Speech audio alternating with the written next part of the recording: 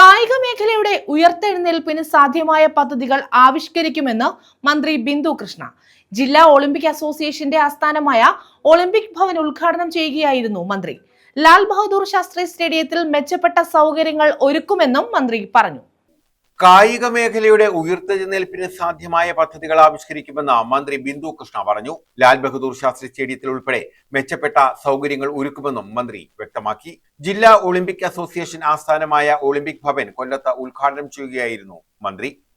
Sports കൗൺസിലിന് 43 സംഘടനകൾ register ചെയ്തിട്ടുള്ളത് 33 Indian Olympic അസോസിയേഷന്റെ ബാനറിലാണ് എന്നാണ് അറിയാൻ കഴിഞ്ഞത്. അപ്പൊ എത്രത്തോളം പ്രാധാന്യമാണ് ഈ സംഘടനയ്ക്കുള്ളത് എന്നത് ഞാൻ അടക്കമുള്ള ഓരോരുത്തരും മനസ്സിലാക്കിയാണ്. ഒരു കാര്യം ഞാൻ ഉറപ്പു തരാം, കേരളത്തെ ഒരു പുതിയ യുഗത്തിലേക്ക് നയിക്കാൻ ശ്രീ വി ഡി സതീശന്റെ നേതൃത്വത്തിൽ ഒരു പുതിയ ഗവൺമെന്റ് വന്നു. ഗവൺമെന്റ് ഒരുപാട് കാഴ്ചപ്പാടുണ്ട്.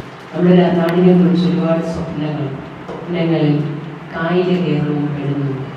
ഇപ്പോൾ സ്പോർട്സ് കൗൺസിലിന്റെ ഓഫീസ് ഉദ്ഘാടനം കഴിഞ്ഞിരുന്നുണ്ട്, പക്ഷെ അതിന് കാര്യങ്ങളൊന്നും ആയിട്ടില്ല. നാളെ നോക്കുമ്പോൾ സേർക്കസ് ഒരു പണിയുണ്ട്, നമുക്കതെല്ലാം റെഡിയാക്കി.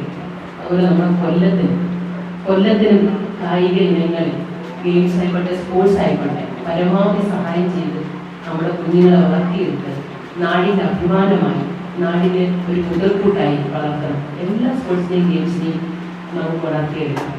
കൊല്ലത്ത് നിന്ന് ജയിച്ച ഒരു ജനപ്രതിനിധി എന്ന നിലയിൽ ഈ മേഖലയിൽ എന്നെ കൊണ്ടാവുമെന്നുള്ള പിന്തുണയും ഈ കൊല്ലത്തെ ഇന്ത്യൻ ഒളിമ്പിക് അസോസിയേഷൻ അടക്കം കൊല്ലത്തെ ഒളിമ്പിക് അസോസിയേഷൻ ഉൾപ്പെടെ എല്ലാ സംഘടനകളും നൽകണമെന്ന് ജില്ലാ olympic association president Shibu Prabhakaran അധ്യക്ഷത വഹിച്ചു.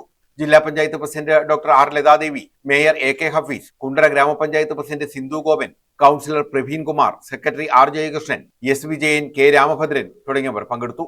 ഒളിമ്പിക് ദിനാഘോഷത്തിന്റെ ഭാഗമായി 23-ന് വിപുലമായ പരിപാടികൾ ഒരുക്കുമെന്ന് സംഘാടകർ പറഞ്ഞു. ഇതിന് മുന്നോടിയായുള്ള യോഗം 9-ന് വൈകിട്ട് 3-ന് കളക്ടറേറ്റ് കോൺഫറൻസ് ഹാളിൽ ചേരും. ന്യൂസ് ബ്യൂറോ, കൊല്ലം.